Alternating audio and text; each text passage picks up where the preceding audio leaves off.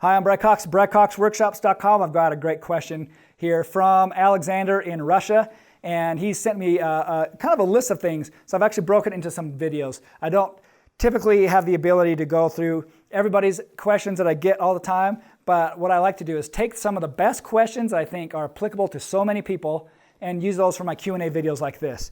So he's been going through very detailed through my various lighting videos and courses.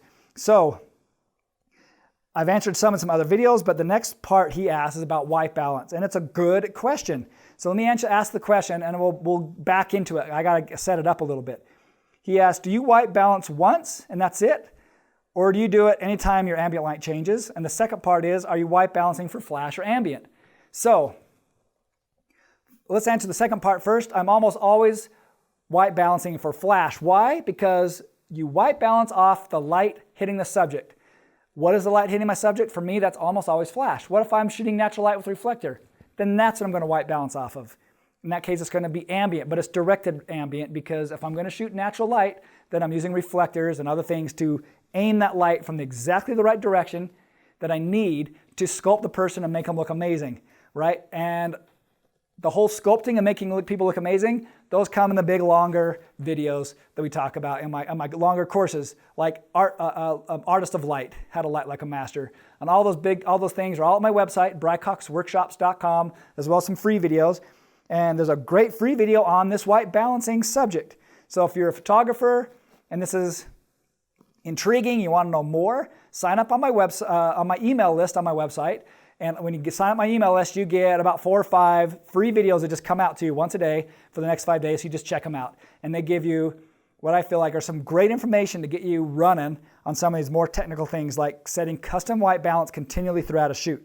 So to dig into this question deeper, are you white balancing for flash or ambient? I'm white balancing off the light hitting the subject. So if I'm lighting a bride or a family or whatever it is, what light's hitting the subject? I'm going to almost use flash. Therefore, I'm going to white balance off my flash. And then his next question is, would you white balance once or continually do it as things change? And I'm going to continually do it as things change, because even if I'm here in the studio and they're all the same brand, they're all Profoto lights, if I switch from my great big Octabank to my beauty dish, they're going to have a slightly different white balance to it. And also if I go from my beauty dish to like a 2x3 softbox, they're going to have a slightly different white balance to it. They just the way the light bounces inside, and then the diffusers and things. So I'm going to custom white balance every time I change a modifier, every time I change something. It's super easy. I'm going to remeter, I'm going to re-custom white balance and check that histogram, and that's going to be my continual habit. It's like driving, right? Why do we make ourselves look left and right when we can kind of just see anyway from the side? It's because in an emergency, we get tunnel vision. And what we need to do is force ourselves to have habits so that in an emergency, those habits just happen. And we just go, whoop, whoop, whoop, and we glance, and we get out of tunnel vision, we can see things. And that's the whole purpose, is to get ourselves out of our rut and build good habits. And that's one of the reasons I really like flash on location. Yeah, it adds complexity.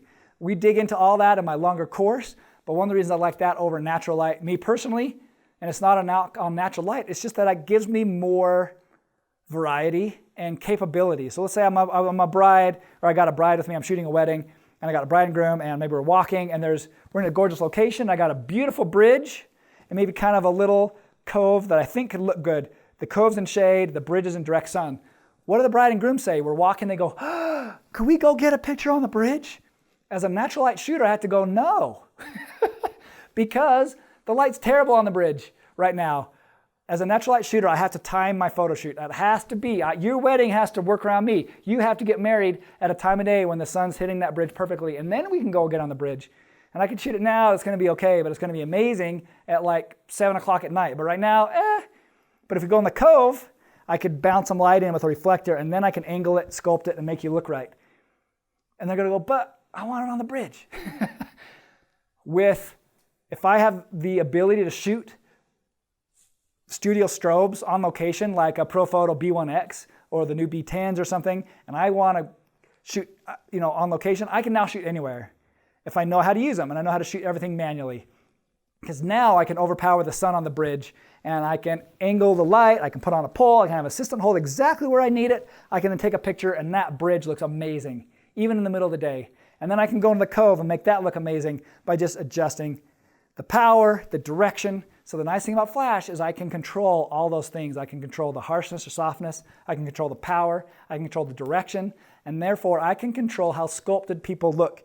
So for that reason, I recommend photographers diving in, learning more about flash on location and mixing flash with ambient. I've got videos, some quick ones, easy ones, free ones you can check out by joining my email list, but I've also got long, in-depth ones if you want to dive in even deeper. All at my website. Check it out. It's all at my website. My name, BryCox, BryCox, Workshops.com. All right, you guys. Until next time, America.